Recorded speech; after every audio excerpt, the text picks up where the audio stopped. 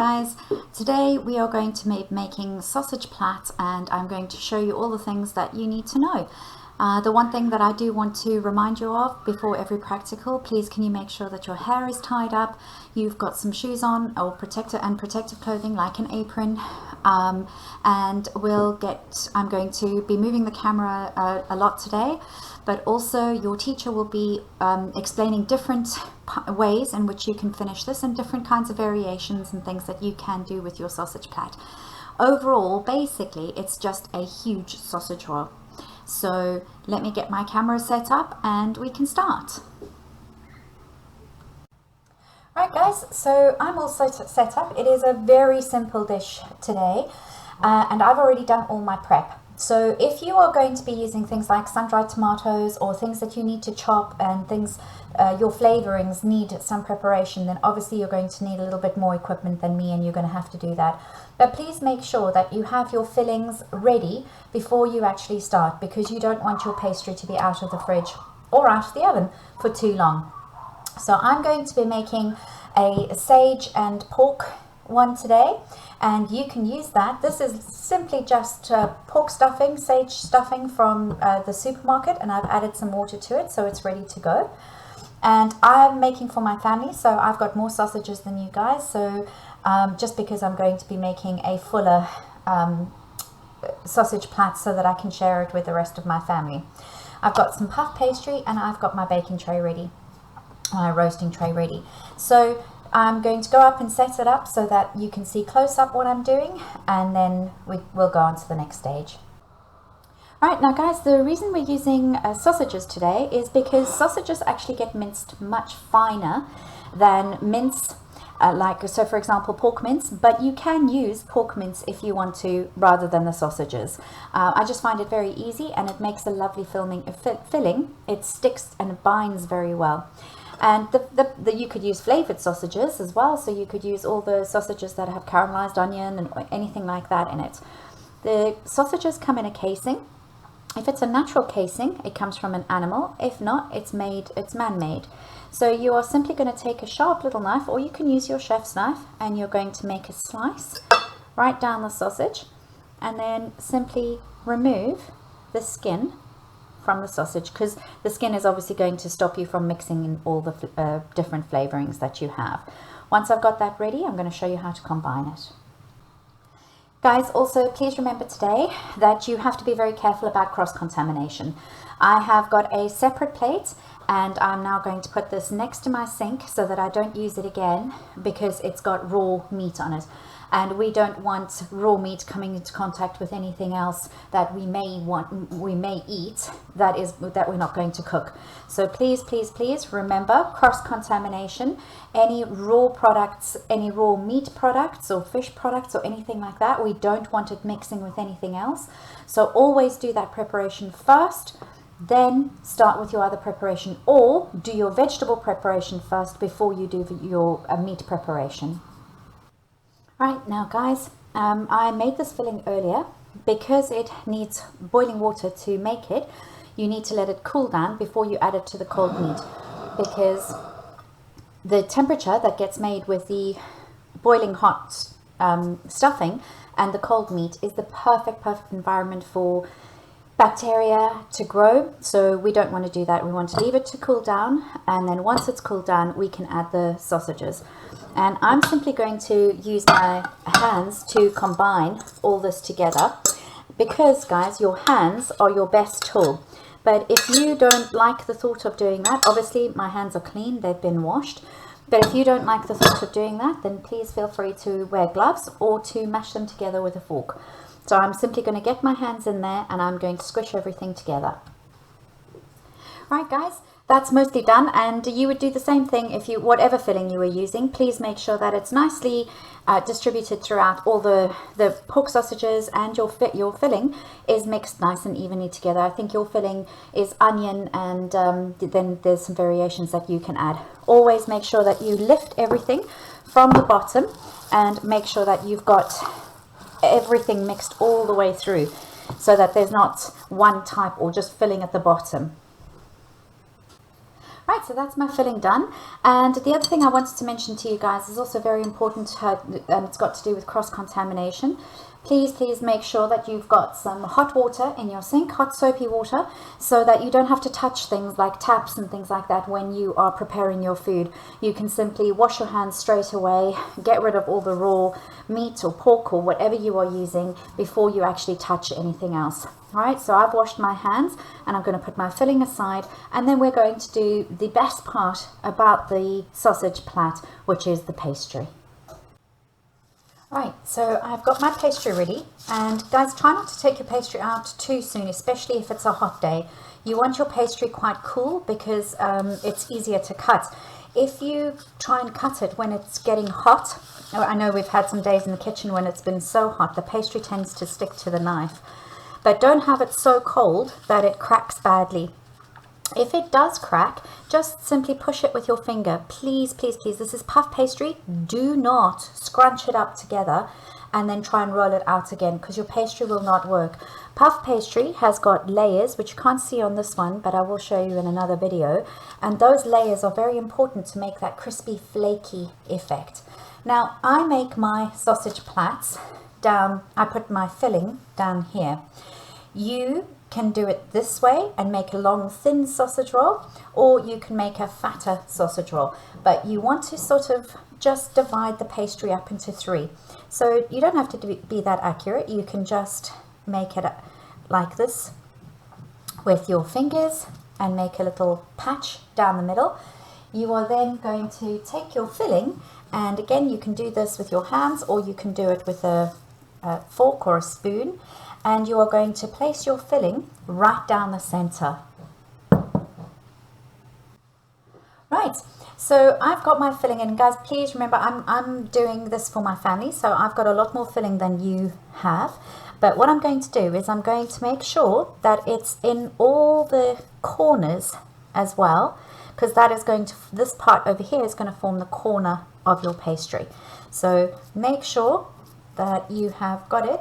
Leave a space, because that's how we're going to seal our pastry. And I'm just going to make sure that that's nice and even, and then I'm going to show you how we're going to cut it. All right, so that looks good, and then I'm going to wash my hands, and then I'm going to show you how to cut it. Right, so I like to turn mine like this because I find it easier to slice the pastry, and then when I'm doing the other side, I flip it round so that I can do the other side. Okay, so I've got my pastry ready, and I have also got an egg, and I've added about a tablespoon of milk to that, and I'm making my glaze here. You can use different glazes, guys. You do not have to use egg. I like egg because it gives it a really nice golden crust on top, but you can just use milk, and you can also just use water, although you won't get a very brown color if you just use water. Well, you will. Water also works very well, but I think that the egg gives it that lovely glossy look as well, which is why I use it, and actually milk as well, so I use that a lot as well, especially if I don't want to waste an entire egg, or I'm in a hurry, or I don't have eggs. So I've done that, and that's all you need to do. And then I have a pastry brush ready, but you can use your fingers, which I do very often as well. Right, now there is a picture in your books, in your booklets, to help you with this. But basically what you're going to do is you're going to cut the pastry on a diagonal, and you're going to take it to just before your filling. And your first one needs to start so that you form a triangle. And I'm going to show you, and I hope that that comes up on the camera. Try not to drag your knife because it will pull your pastry. So I literally just use a big knife and I rock my knife, but make sure that it's cut all the way through. So you can drag it once you've got most of it cut. And also, guys, this becomes much more difficult when the pastry is hot. So your lines are going to be about 2 centimeters apart from your first one. So each one, and try and make them as even as you can, just purely for the aesthetic of it, the way that it looks, because you want it to look as pretty as possible. After all, this is why we are doing it this way. We want the sausage roll to have that decorative pastry over the top. And you're going to keep going until you can't make any more, and you've got a little triangle left on the side. I'm going to go ahead and I'm going to do the other side, and then I'll be back. Right, so I've done that, but please make sure that you are doing it in opposites. So you're going to have a chevron design. So whatever you do on this side, you must angle this one in the opposite direction, so that when you bring them together, your plaits are going to meet up nice and evenly. So now we're going to move it this way again, because it's going to be easier to plait it. I'm simply going to take some of my glaze, and I'm just going to spread that over the edges. It doesn't need to be anywhere else. In fact, you don't really need to have it on these edges either. Right, so nice and quick. And then you're going to start from one side. Don't go like that, don't pull it like that. It's going to go almost straight over, because remember, you want to close it here.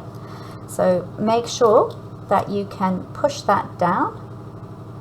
Do this one so that it's completely even with that edge.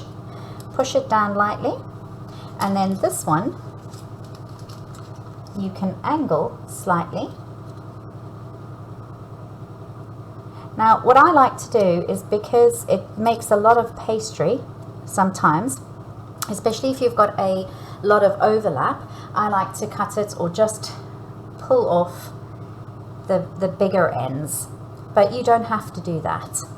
Right, and then you're going to go back to the side you started from, and you're simply going to pull these across, and you're going to do it as neatly as you can, and just make sure that when you're coming to the sides, that it comes up over the sides. And you want the little gaps, guys, because that's going to form part of the design. When it starts to bake, it's going to open up, and you're going to have these lovely little gaps in your pastry, and with the meat poking through. Right, and you're going to carry on doing that all the way down. Be careful when you lift the pastry not to pull it too much, because you're going to stretch the pastry. So be very gentle with it, or as gentle as you can be. And you're going to keep coming.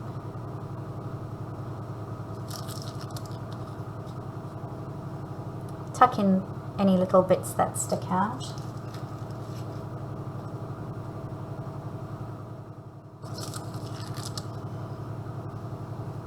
There you go. Almost there.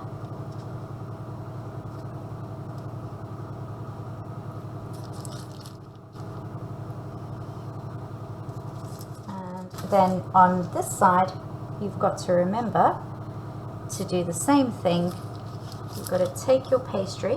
Now you may have to stretch your pastry a little. I haven't left enough space here, so I'm going to just stick my pastry in there. I mean my filling, not my pastry, in there. And I'm going to close this one. Now I've got a little bit too much filling in here, guys, but don't worry. I'm going to push that in more. Can always be fixed. And then instead of bringing that one down, I'm going to bring this one up, and I'm just going to stretch it a little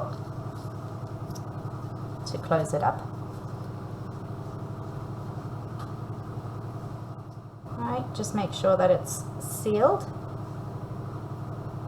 That end's not going to look as nice as the other one, but it's okay, we can always just angle it. Right, so there we go, we've done that nicely.